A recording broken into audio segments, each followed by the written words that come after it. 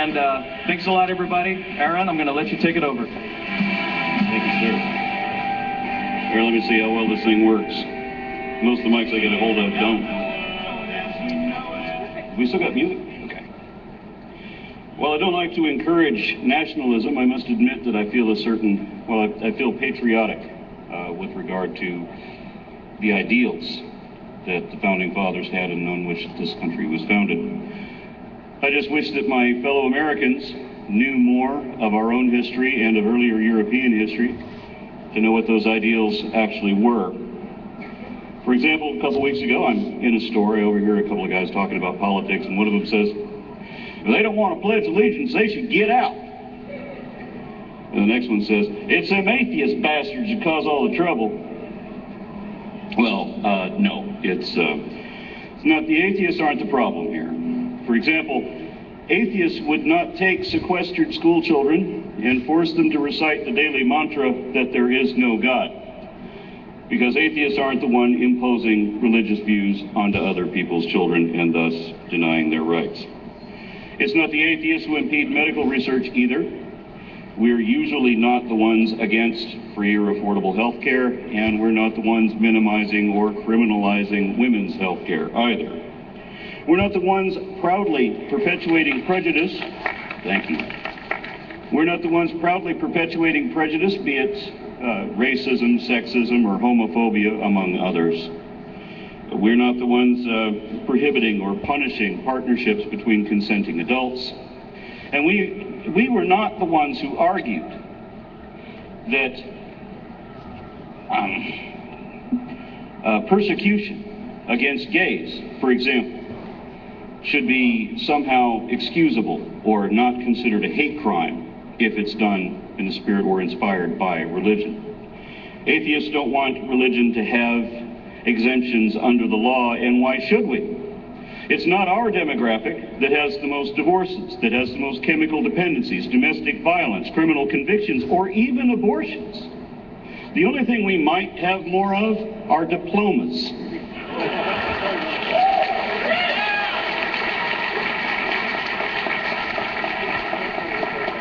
Now, I'm not saying we're all smart people. There's only one thing all atheists agree on, and there are a few I can think of who really ought to rethink their position on certain issues, whether it's environmental or political or social or scientific. But on the whole, I can think of exceptions to any generalities, individuals, but on the whole, atheism as a group is not behind any of the problems facing America.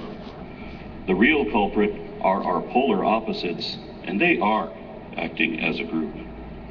We weren't the ones that came up with Homeland Security, conveniently ignoring inconvenient amendments in our own Bill of Rights. We aren't the ones determined to exploit fossil fuels to the exclusion of all better options. And we're not the ones wasting our resources like there's no tomorrow, because we're not the ones who actually believe there's no tomorrow.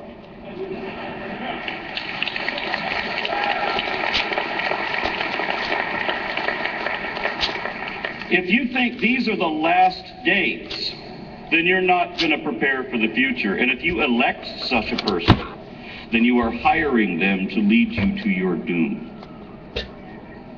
Atheists are typically not the ones diverting billions of dollars into atrocious military offenses while simultaneously trying to defund beneficial social or public welfare programs like the Environmental Protection Agency and the Department of Education. Do you remember when our governor wanted to cut billions of dollars from the education budget for the state, closing schools and firing thousands of teachers? And then he went to run for president on the promise that he would close all state-funded schools across the nation. If there's any group that can be typified by their frequent objection to and rejection of education, it is religion. From the Dark Ages to the revivals, from the Taliban in Pakistan to American Christian creationists, Religious extremism has historically always been an impediment to progress on many levels, and especially when that involves teaching actual factual information instead of baseless beliefs. What happens to the kids in the street when the government no longer requires or provides free schooling in the essential fundamentals? How bad could it be? Let's look at how bad it's already been. Christian dominionists seem to have this fantasy where they want to take us back to the good old days of the Industrial Revolution, where there will be no middle class, and where poor, illiterate children return to work in unrestricted factories with no vaccinations and no hope for their future. That's not the America I know. I was born in the richest, most technologically advanced, and consequently the most powerful country in the world. We were the leaders in science. So, of course, we had a better economy and we had a higher standard of living than anyone else at that time. The rest of the globe sent their best and brightest to enroll in our schools because our students were among the most inventive, innovative, and involved. Some of the greatest American scientists were the immigrants who stayed and enabled the United States to achieve more than anyone else had in the history of mankind. That's when our secular government still cared about better education. Sadly, that is not the country I still live in. America was number one.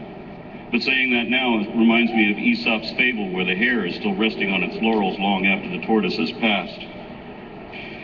In the 50 years since I was born, America's rating in science has fallen from number 1 to number 37. We have one of the lowest science scores of all countries in the developed world, or the first world. Foreign scholars or foreign scientists don't stay here long after graduation, if they come at all, because what sort of environment do we offer intellectuals now? Our own sciences, our own graduate scholars are leaving as well, moving to Europe or Asia, where they're more welcome, although an American going abroad now means that he will have to try to live down the new stereotype instead of living up to the old one. And it's much worse if you're from Texas, isn't it? I've been to the European continent. I've been to the Australian continent. I can tell you from experience that overseas academics don't remember the Alamo. They're not talking about NASA. They're laughing at our lamentable politics. Learned people over there asked me about the revisionaries on the Texas State Board of Education who tried to undermine education in science, health, and social studies. As if our historic tales were always right about males who were always white. And we're teaching abstinence only instead of responsible awareness has caused us to have the highest rate of repeat teen pregnancies of any state in the country. That is what a profound failure the policies of the religious right have been. Recently, Texas' fearless leader publicly announced that he has a biblical responsibility to deny the Founding Fathers' clear demand for a separation of church and state. And he said that his job as governor, well, these are not the words he used, but certainly the meaning, that his job as governor is to promote religious fables as though they were truth.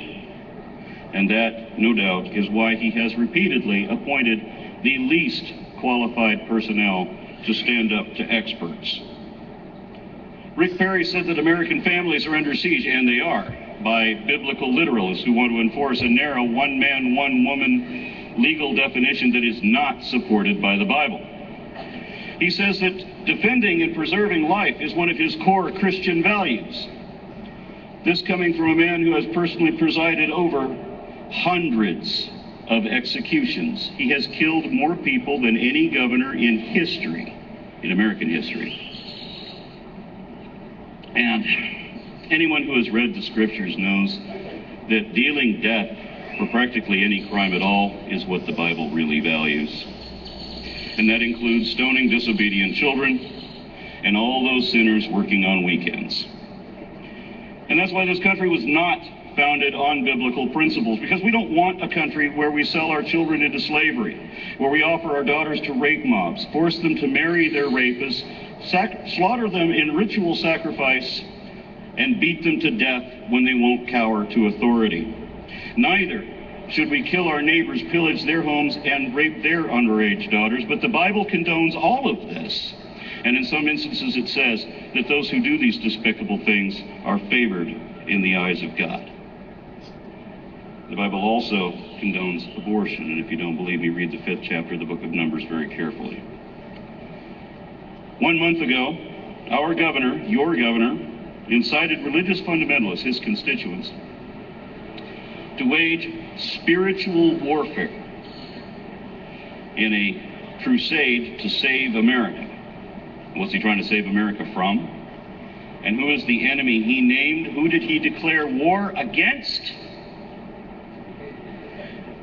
All of you who believe in freedom of speech and freedom of religion and who mean to preserve either one, all of you who know that the only way to have freedom of religious expression is to have freedom from religious oppression, all of you who believe whatever you do for a reason, who believe in reason and who will not believe anything without reason, those who promote tolerance, he called bullies. That's right. The religious right accuse you of oppressing them. Fortunately for all of us, Harry declared this war, this spiritual war, against people who don't believe in magic. So as long as he keeps it at the spiritual level, then his curses and spells will be as pointless and ineffective as his prayer rally. Houston, we have a problem when you try to address real-world situations by effectively wishing on a star. Anybody remember the answer to that prayer for rain? Much of the state caught fire.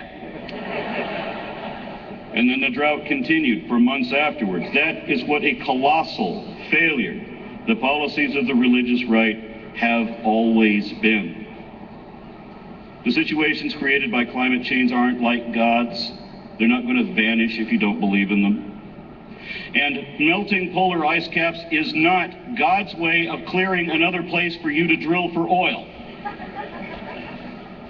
It wasn't the atheists who caused any of the troubles facing this country.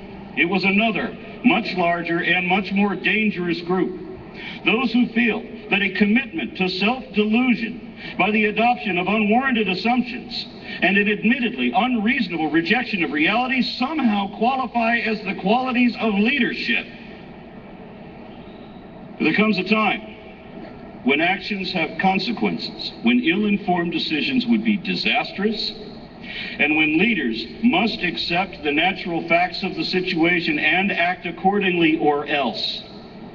So I urge our public officials to become responsible. And I urge Americans to hold them accountable. Secular citizens should be deeply concerned. Refuse to be misled, rejected. Represent and loudly demand rational government. It's interesting to note this is Aaron Ra speaking in Texas. And Aaron Ra, you have been invited to have some academic debates, and you've refused to have those academic debates.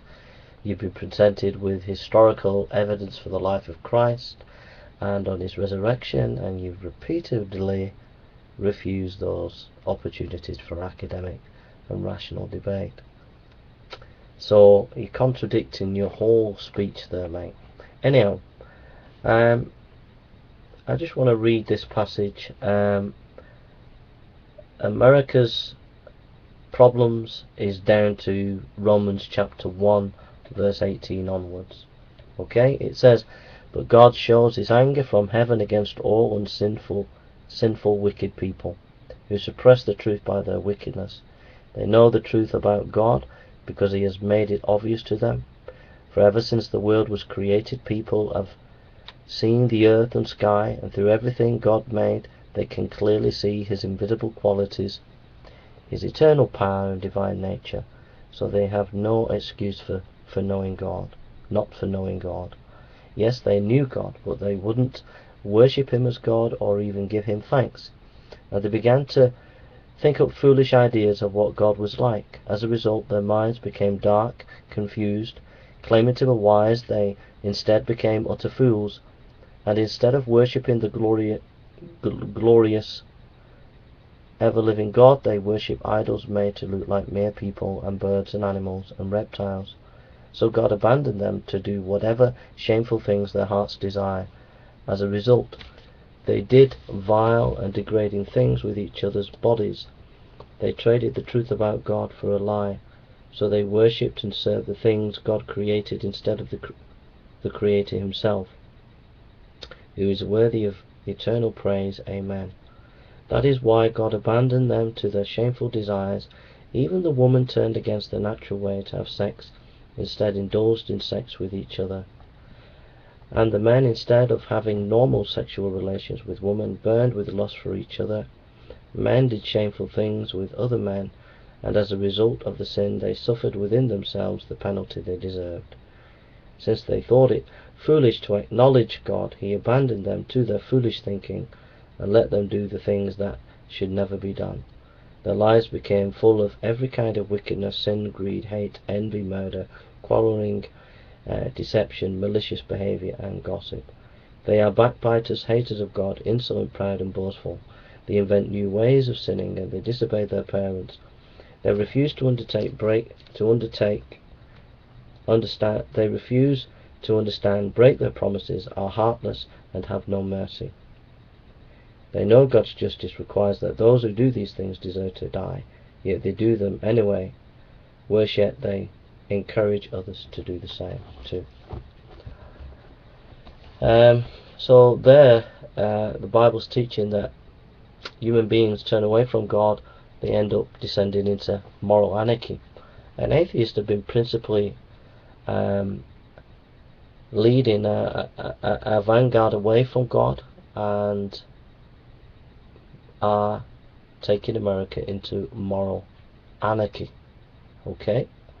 So, yes, atheists are responsible for the decline of America, and America will decline if atheists become more influential in America. So it's imperative to restrict the influence of atheism. The idea that the atheists want to protect the freedoms of religion is complete nonsense. They are stripping religious freedom in America, demonizing Christians, making them feel second-class citizens. We can see that in the language of Aaron Ra. The early church, the founding fathers of America, were influenced by Christianity. The French Revolution was a disaster, and that was based on rationalism. And Thomas Paine, who was a rationalist, who came over to America, he was in America, then he went to observe the French Revolution, saw how bad it was, came back to America, and the reason why he and others were able to have prepare the foundation for America is because they were soaked in the Bible, and their rationalism was really deism, and it was not pure rationalism. You needed a biblical order and a biblical structure to give which provided the founding fathers with thinking. So, to say that it was just pure rationalists that were part of the founding fathers is just not true. Christianity was very much at the heart of the founding of America. If you don't believe me, study the literature of the time, and you'll find the schools, the political leaders, etc., and mechanisms of that time were all saturated with the Bible. So Aaron Ra's wrong there on his statement about the founding fathers. The second thing is he associates the Taliban with Christians. To me, that's reprehensible and disgusting. That's just pure demonization. Then he talks about that Christians are impeding medical research, etc. People have a right to their opinions, and some opinions need to be heard. Stem cell research it can produce good things, but there are dangers, and people need to be allowed to offer their views and opinions and to be in the public arena to discuss these issues. The idea that secularism is going to protect people's rights, who says? By what authority? Whoever gets power manipulates and controls, and atheists have got in power and they have manipulated and controlled people. So why are they not going to do the same as everybody else does? So the idea that secularism is this like saint of purity and will not control, manipulate, dominate and move into totalitarianism is just complete fantasy land. And we already see secularists doctor the education and the way things are to suit their own particular secularist agenda. So it's not true to say that secularists in America protect everybody's rights. The saying that Christianity promotes slavery and promotes all these atrocities and things is just a complete lack of reading the Old Testament in its historical context. Many of the things that we think are strange had a historical context and had practical wisdom for that context and time. And but the main thing is that Christ came to die on a cross, and he came to encourage his disciples to show love. So the idea that Christianity promotes slavery or genocide or whatever is just a complete, disgusting, reprehensible thing to say. And you know, it's terrible that Aaron Rabb would say something like that. And the issue that Christianity is not rational, well, he's been challenged to give a defense of his atheism against a proposition that Christ rose from the dead. I have provided evidence to him, and he's made comments under my videos, and he has consistently refused any serious academic intellectual grappling with the life of Christ. So he's not being honest there. The idea that religion has not promoted or done anything is just not true. Hospitals in the Middle Ages was produced by Christianity. Learning was preserved by the monasteries in a very dark time. Slavery was principally crushed really by William Wilberforce and the Christians who got behind him, and he was a Christian. Many of the scientific discoveries that we've had over the last 400 or 500 years, Christians have been principally at the forefront. An example is Newton and Faraday, just some examples. So yeah, so those are some of my thoughts about what he said. I think I just think that Aaron Ra's just completely blaming Christians for the decline of America. But the reason why America's declined is because America's turned its back on God.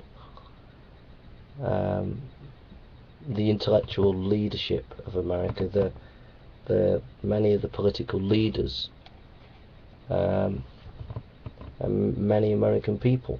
I know that America's a godly nation in some ways, but these atheists and secularists have gained a foothold for a long time, and they're the ones that are killing America.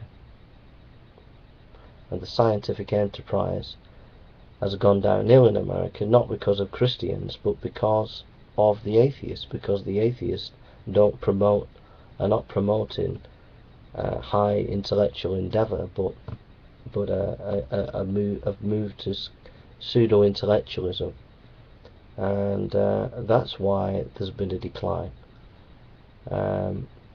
Where you get Christianity, you get good science and good intellectual endeavour.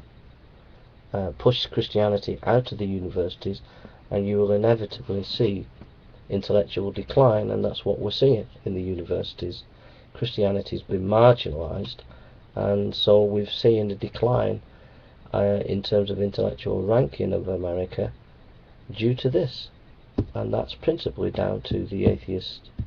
So those are my thoughts, and Christians aren't to blame for the decline of America. Take care now, God bless.